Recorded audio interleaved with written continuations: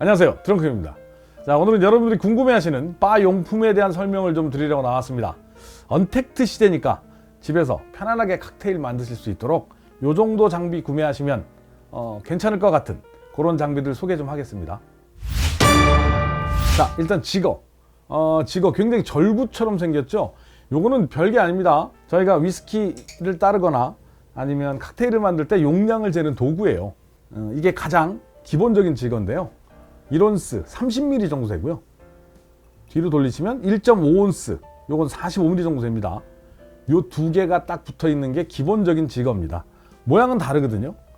요런 것도 있고 또 길쭉한 것도 있고 모양 굉장히 많습니다. 어떤 걸 쓰셔도 상관없지만 기본적인 지거를 쓰실 때 1온스, 1.5온스를 쓰시는 게 가장 좀 합리적으로 쓰시기에 좋습니다. 자, 지거를 구매하셨으면 그 후에 이제 칵테일을 만들기 위해서 좀 이렇게 필요한 게 있잖아요. 쉐이커. 자, 요게 일반적인 클래식 쉐이커라는 겁니다. 요거는 용량은 500ml 정도 되고요.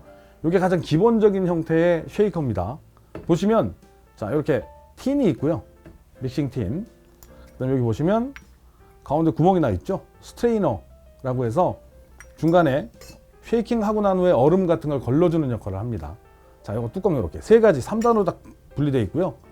요거 사용하실 땐 단계별로 넣으시는 게 좋습니다. 자, 얼음 넣고 음료 넣고 그다음에 요 스트레이너 닫고 그래야 가스 같은 게 안 차거든요. 자, 뚜껑 덮고 이 상태에 쉐이킹 합니다. 이렇게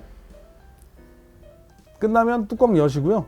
자, 글라스에다가 이렇게 따라 주시면 됩니다. 자, 스트레인을 했는데 거르긴 했는데 이 구멍이 좀 넓다. 그럴 때 쓰는 게 요 더블 스트레이너. 이렇게 망처럼 되어 있거든요.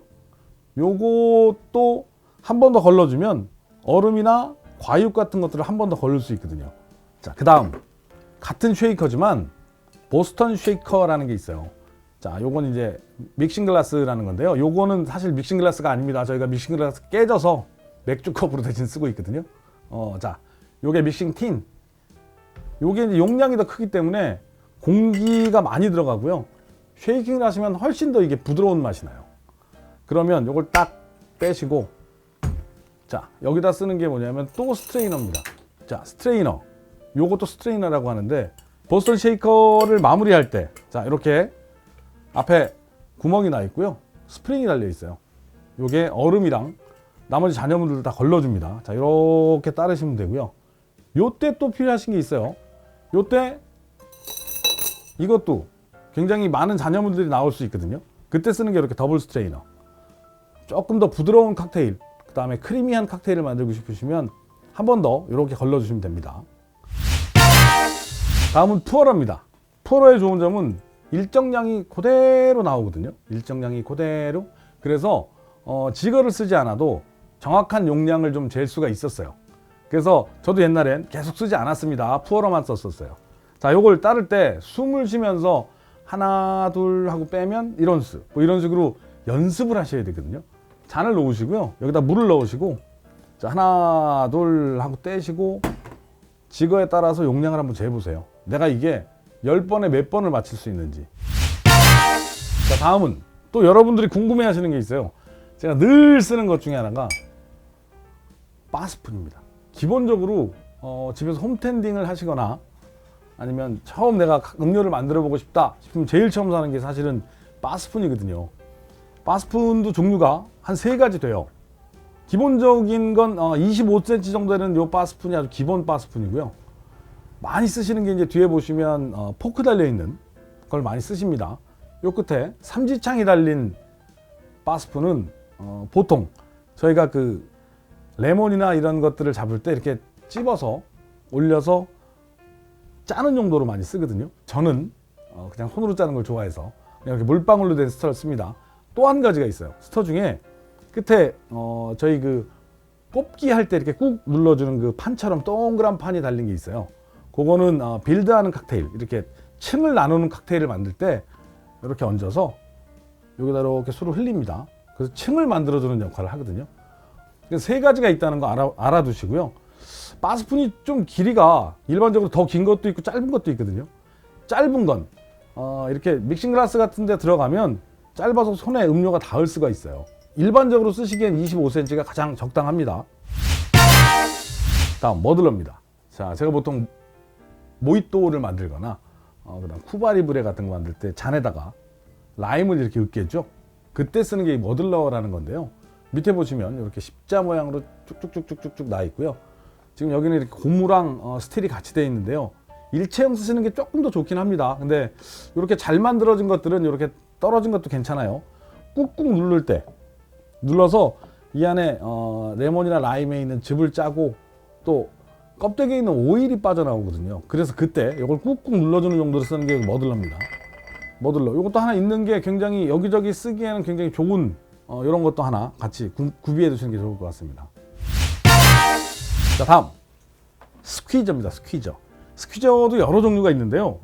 저는 이렇게 그냥 유리로 된 스퀴저를 써요. 요게 스퀴저라는 게 그냥 짜는 용도거든요.